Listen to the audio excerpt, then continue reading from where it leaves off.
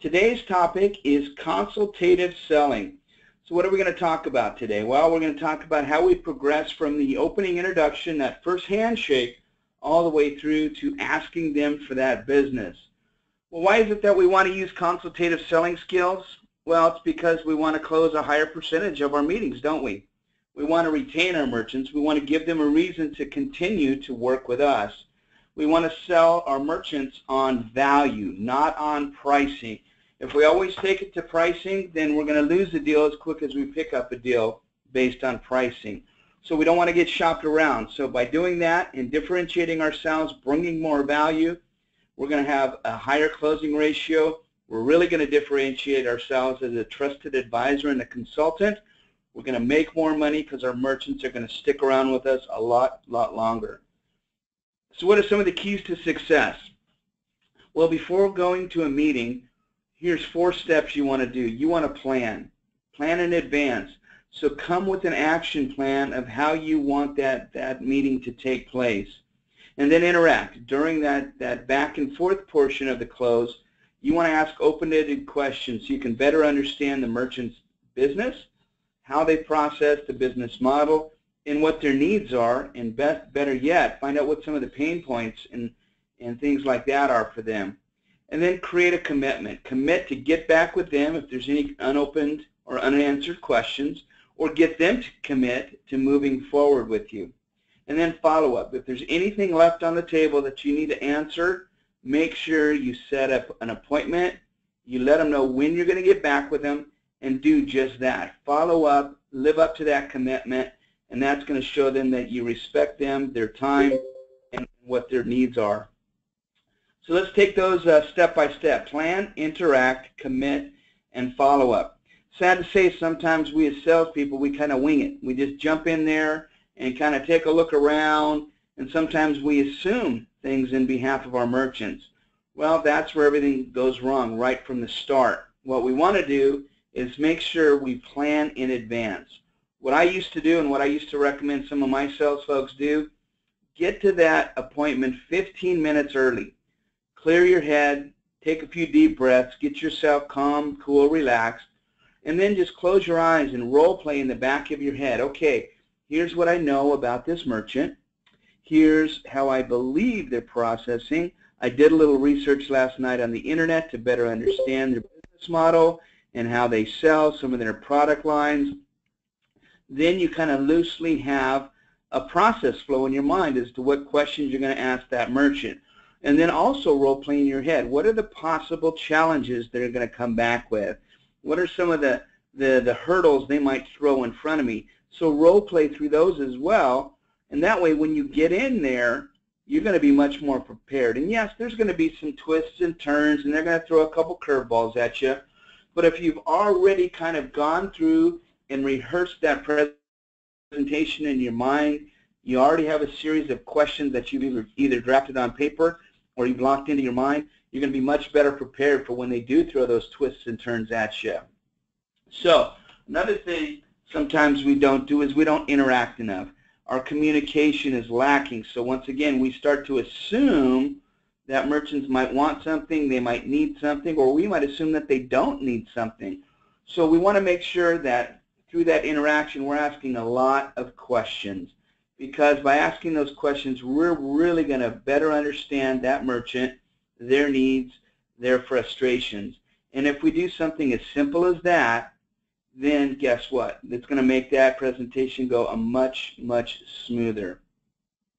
And then, once again, here, this statement here, the best interaction is meaningless if you don't deliver on your commitment.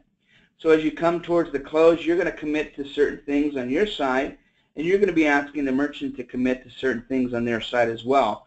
So have that cross-commitment done, set expectations, dates, times, calendar of events, and that way everybody's on the same page. And that last comment there, even low-hanging fruit is too high to reach if you don't follow up or follow through. So you might want to make sure you do that. So now let's get a checklist of the important qualities that we need to display when we're going through a next call. So first we want to listen, and we want to open the call. Then we're going to go through a series of probing questions. And then based on those questions, we're going to come up with what we feel is the best value-added solution for that merchant. And then we're going to get some pushback most likely, so then we're going to understand how we need to manage attitudes or handle any objections. And then finally, we want to go for that close. We want to get ink on that paper. So what we're going to do for the next few minutes is spend a few minutes on each and every one of these key qualities to make sure we're doing just that to follow through. Let's talk about listening. Sad to say, listening is one of the most underdeveloped sales skills we use, because too often we want to jump out there and we want to, dump our features, advantages, and our benefits. Well, there's a saying, we have 2 ears and 1 mouth, so we should listen twice as much as we talk. And there's a lot of truth to that, because if we close our mouths and we truly listen to our prospects, guess what? They're going to tell us what they want. They're going to tell us what we need, and actually they're going to tell us how to sell them if we ask the right questions, we listen intently, and as we're listening to their answers, we're starting to formulate the value-added products, services, pricing, marketing tools, and things like that that we're going to bring to the table. So once again, if we listen carefully, they're going to tell us what they want. Well, what are some of the things we might put in our own way? What obstacles might we put in our own way to hold us back from effective listening? Well, here's some of the things. Sometimes we prejudge. Maybe we go to a tough part of town. Maybe we walk into a merchant and the outside of their building looks a little bit broken down and beat up. So we might start to prejudge whether that merchant has the ability to utilize our products or services.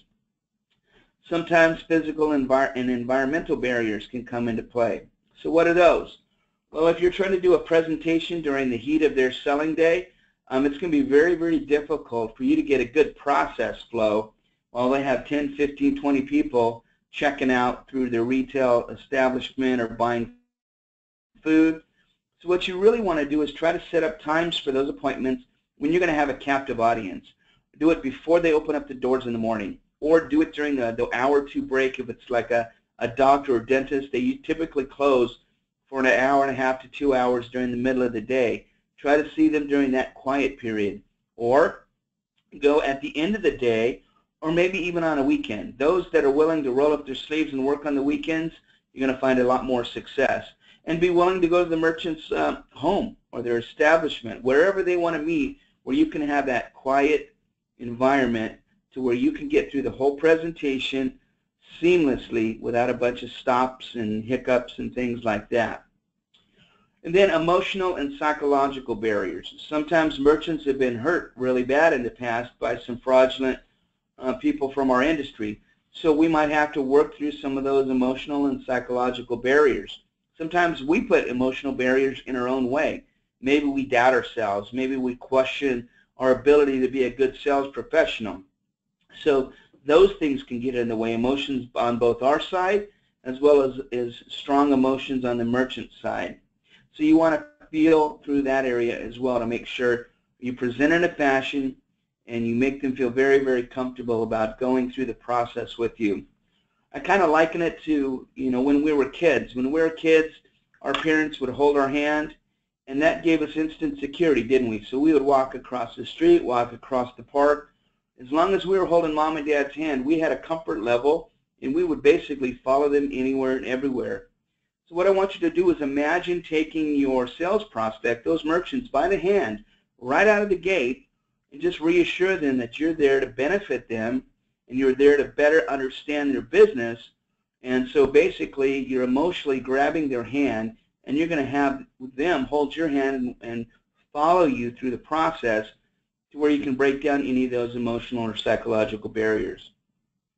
Another thing that could become an obstacle is our rate of speech. If we go in there and we just start blasting things out and we're talking at 100 miles an hour and we're talking to a merchant that may not understand a lot about the products, services, or maybe even the industry, maybe it's their first time tiptoeing into credit card processing, and we might have sold 200 or 300 merchants in our past, so we're just going in there like it's just another individual. So we want to make sure our rate of speech is at the rate in which the merchant can understand it. And I use the term oftentimes match talk. So based on your initial first few minutes with the merchant, you're going to understand whether they've been in business for many years and have had many different merchant accounts, or whether they're new to business, they're brand new to business, and this is their first merchant account. And then what I mean by match talk is use phrasing that's going to be easy for them to understand.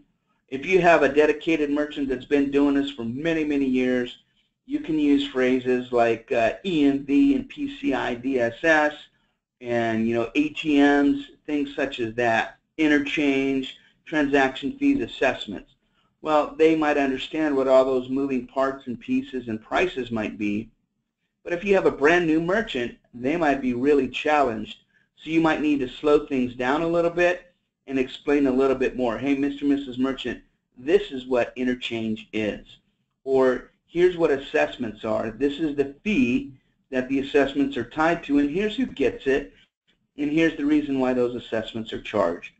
So by doing that, match talking and speaking in a fluid manner to where, once again, you're emotionally holding the hand of those merchants, you're going to be much, much more successful.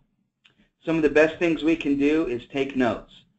Take notes, listen, and watch. And I always used to ask for permission. I'd say, hey, Mr. and Mrs. Merchant, do you mind if I take notes? I want to make sure I gather all the information correctly. And if we need to go over anything again, I want to make sure I take notes. Is that okay with you? And you're going to get their buy-in all the time. It's just one more thing you do and you say to show that you're very serious about better understanding their business. Opening the call. So we went into listening. Now what's the first thing we want to do when we go in to open that call? Well, we want to keep ourselves from being shopped around by the merchants. So we want to keep ourselves and this merchant moving through the process at a good clip, but once again at a level to where they understand emotionally they're continuing to hold our hand through that process. We become that trusted advisor and consultant. So what are some of the ingredients to becoming an effective opener? Well, we want to introduce ourselves. So you might want to tell them about you. Tell them how long you've been in the industry, how long you've been in that community that you're talking to. Tell them about Total Merchant Services, how we've been around almost 20 years, how we have over 100,000 merchants on board, how we're processing $12 billion in annual volume. See, those are all impressive things that you can share based on your personal resume and the resume of TMS. So once again, that's going to help you start out with some validity. And then propose an agenda. What you want to do is kind of say, hey, Mr. and Mrs. Merchant, here's what I'd like to accomplish today. I'm going to be asking you a series of questions because I want to best understand your business and how it runs today, how you're accepting your non-cash payments, any additional products or services you might have on your wish list, where you'd like your business to be 6 months from now, 12 months from now, 2 years from now, so that when I come up with a solution for you, I'm not only considering where you're at today, but I also want to understand where you want your business to be 6 months to a year from now. So by proposing that agenda, and you start to go through that series of questions, and then if you finish that by saying, and if everything works out well, I'd like to go ahead and start working with you today. How does that sound? And they say, that sounds fine. Then you can start going in to those lines of questioning. So you're initially already getting their buy-in that, hey, if I get all the answers, I come up with products and services, I'd really like to move forward and become a business partner of yours. How does that sound? So that is what we call a soft close. So you're already starting to get that acceptance. Then you're going to check for acceptance. So you're going to be looking at their body language, expressions. One of the things you want to do during proposing the agenda is ask them, hey, how much time do we have today? If they say 15 minutes, then you know you might need to move a little bit quicker. If they say, hey, I've locked up a whole hour for us, so we got plenty of time, to say, great. That way I can make sure I answer any questions you have about any of our products or services. And then look for discomfort, body language, expressions, frowns, things like that. If they have a frown or they give you that kind of deer in the headlights look, then stop and just double check. Just say, did that make sense to you? Or is there something that I can clear up for you right now or clarify? So once again, keep looking for that body language, because you might have lost them by a verb, a phrase, or maybe even a product that they're not familiar with. Then you want to involve that merchant. Ask additional topics. Hey, once again, where do you want to be a few months from now? Are you looking at starting a web presence as well as your retail presence? Things like that. Are you looking to open up a second, third, or fourth location? So by involving the merchant, once again, you're becoming that trusted advisor. You're holding their hand emotionally, and they're helping you build and close the business for them.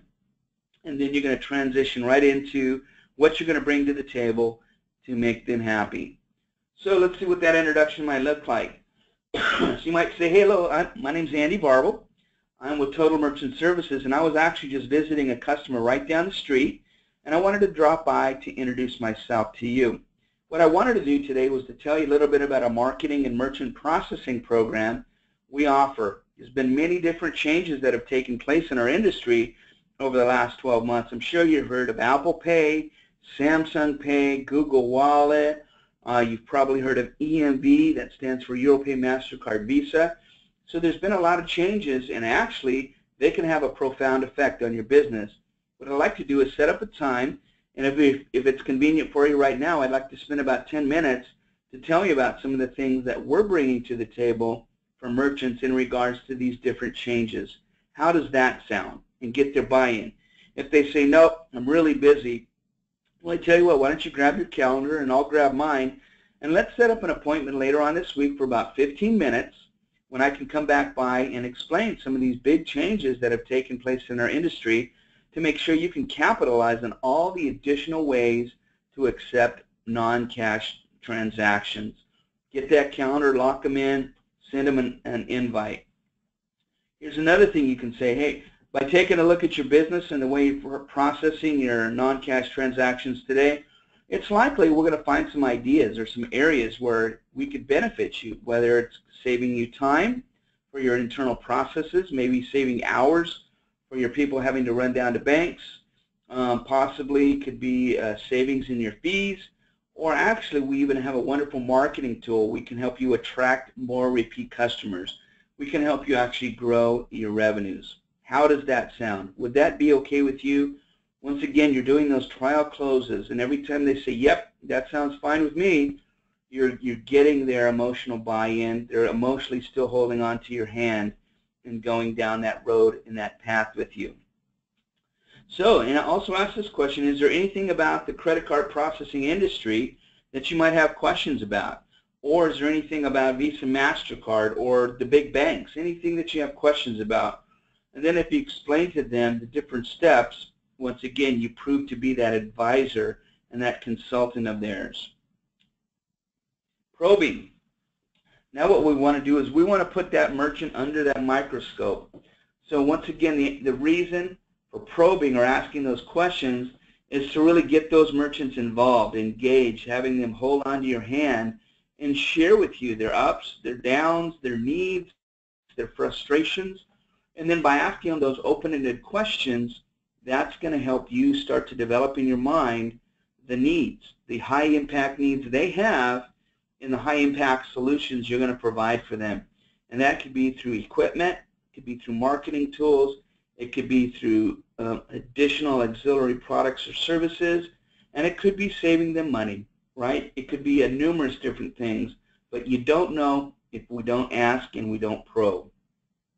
So those questions are going to be ones that we want to be able to motivate that merchant to act today.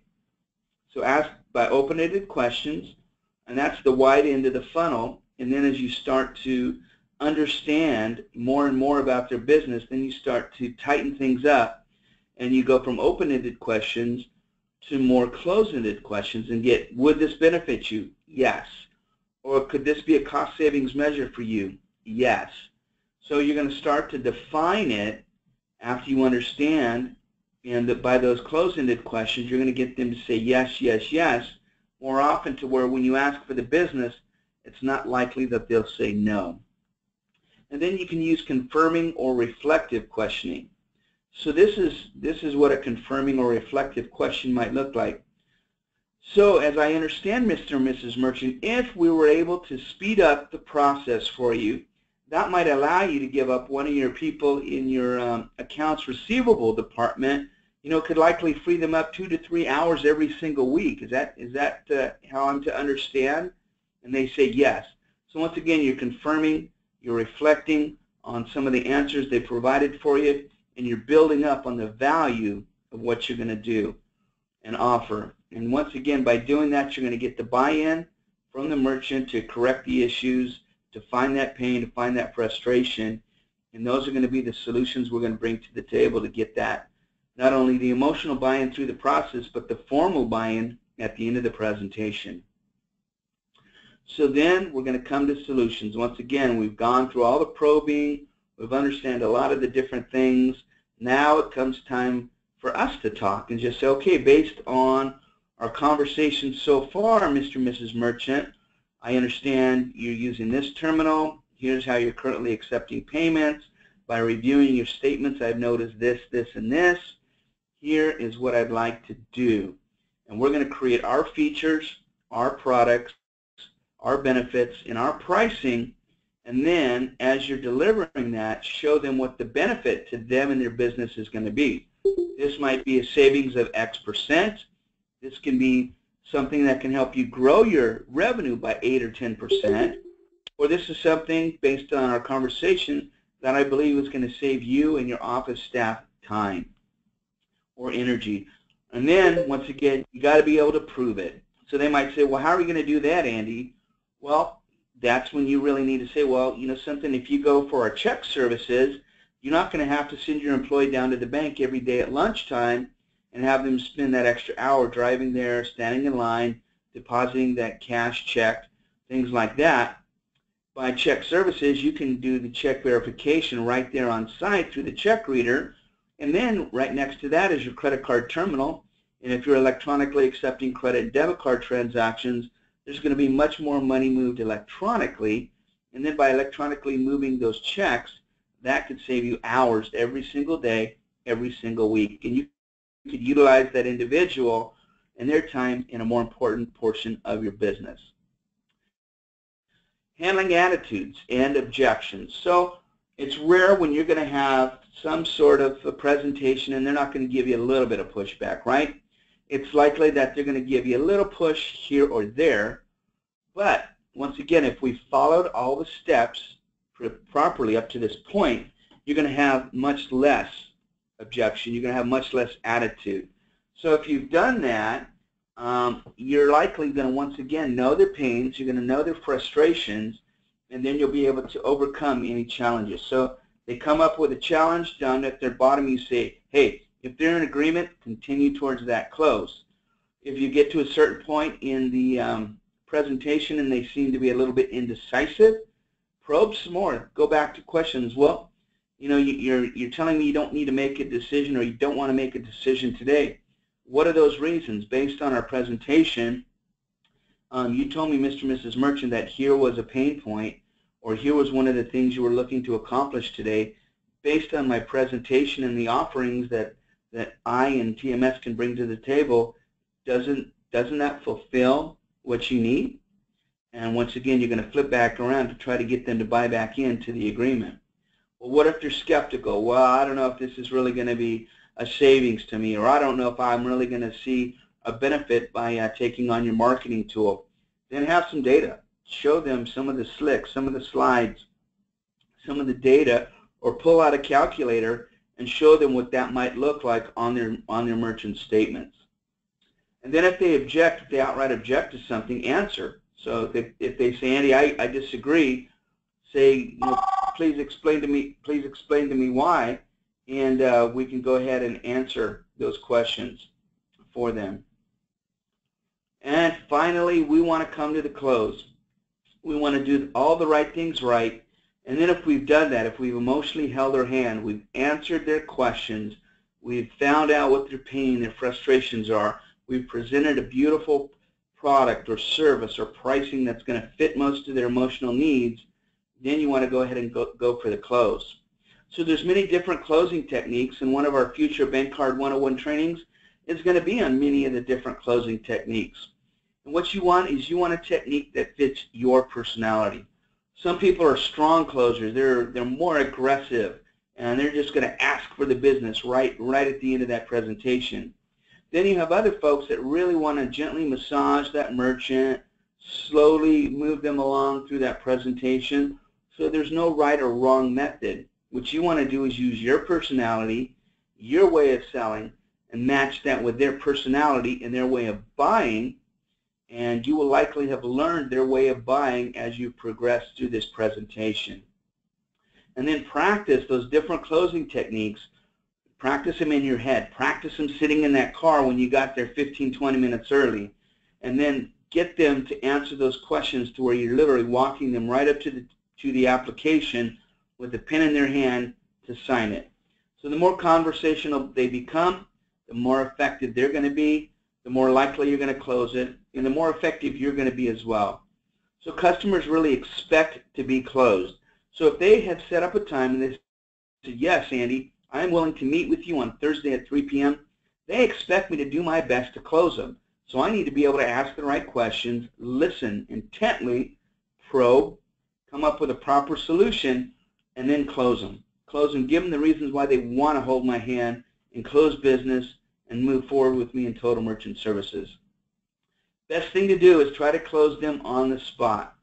You know, just like us, it's human nature to procrastinate, and if we allow them to procrastinate, then it gives them an excuse to get fearful or to get scared and for them to change their minds. So we want to do our best to convince them on the opening presentation why they want to move forward with you today, and show them how the benefits are going to start today by moving forward with you.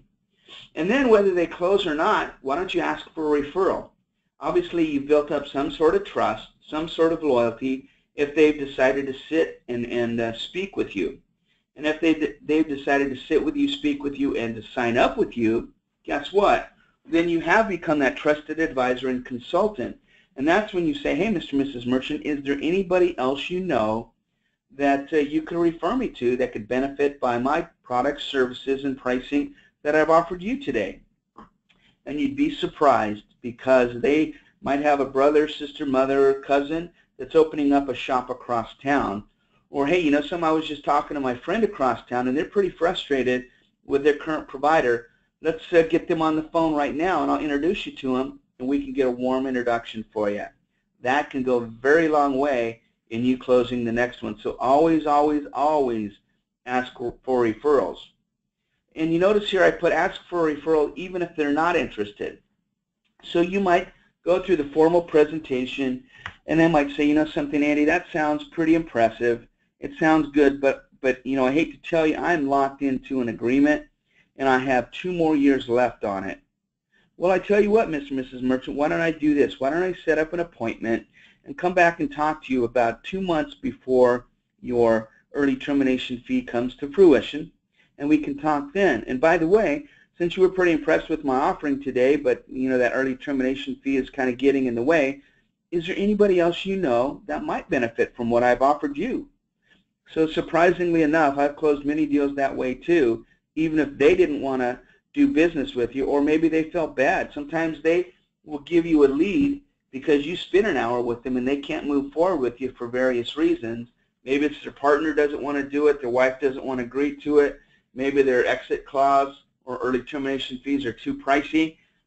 This is one way for you to still move forward and get business from somebody they know.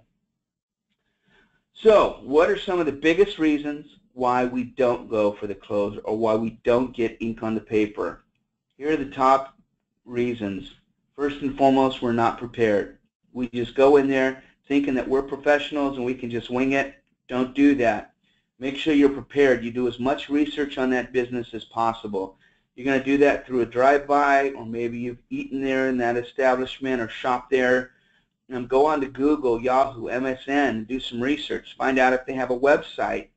See if they have multi-locations. See if they have different stores or different lines of products to where you can find a common ground to start opening that question with them and showing that you actually have shown enough interest in them to understand their business model even before going in. Sometimes we can't close a prospect because we're scared. Maybe we're afraid of hearing no, so we don't really go for the push. Sometimes we feel, well, I'd be putting too much pressure on them to ask for their signatures today. We don't want to do that. We always want to ask for the business. ABC, always be closing. Sometimes it's a lack of confidence. And our lack of confidence is usually tied to a lack of knowledge.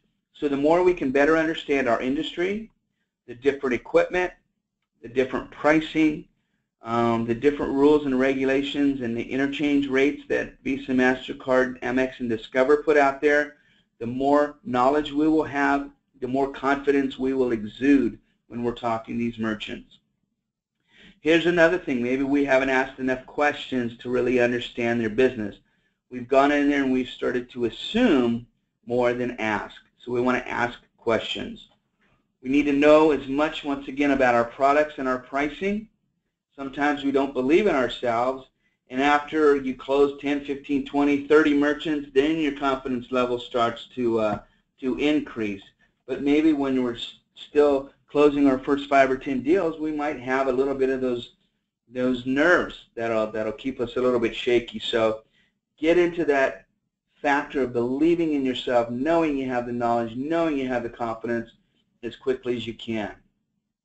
Another thing you want to do is know your competition. Know what your competition's advantages are.